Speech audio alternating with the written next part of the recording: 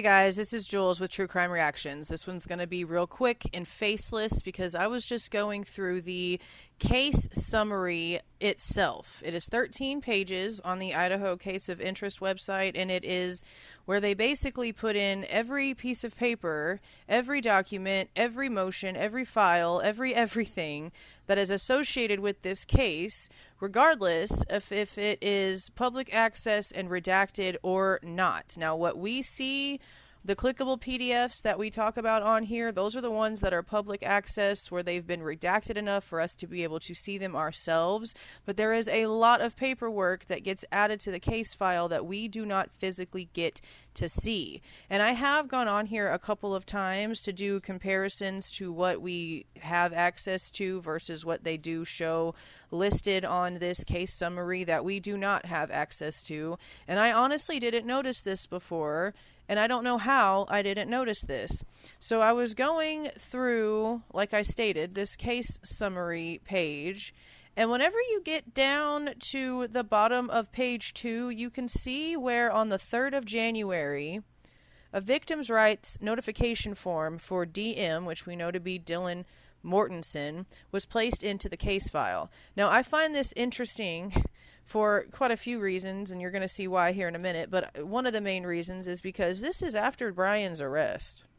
So did they not consider her a victim prior to Brian being arrested? I just don't understand why she ended up getting one of these, or why any of these documents actually were filed after Brian was arrested. I kind of understand the no contact forms, because they would have to have the defendant's name on the forms for who wasn't being allowed to contact the victims and their families, right? That makes sense.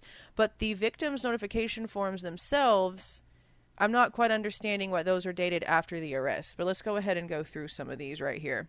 And then you see on January 5th that there's a no contact order for DM, which of course, again, we know as Dylan Mortensen. Now, some of these other names and initials, I had to go in and look at families' names so I could refresh myself to make sure that I had it correct. So it shows that after DM's no contact order, there was one for a JK. Now that's Jeff Kernodle. That's Xana's father. Then there's one for BM and KC. Now that would be Maddie's father and his wife. Now obviously with all these G's, you can see that this is definitely the one for the Consalvis family. Then we have a no contact order for Bethany. Okay, seems pretty normal and legit so far, right? Then on January 5th, we have a no contact order for KL and SL. Now that's Maddie's mom and her husband. And then we have the SC, JC, HC, and MC, which of course is the Chapin family. Then on 1/6 the next day, we have the victim's rights notification form for KL and SL, which again is Maddie's mom and stepfather. And then we have victim's rights notices for BM, which is again Maddie's father. And then all of the Chapin family got one separately. You know who doesn't have a victim's rights notification form? Bethany. Why wouldn't Bethany have a victim's rights notification form?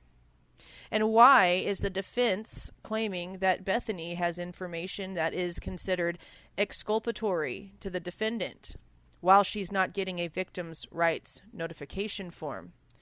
It's a bit confusing to me, guys, but I want to know what you guys think. Let me know.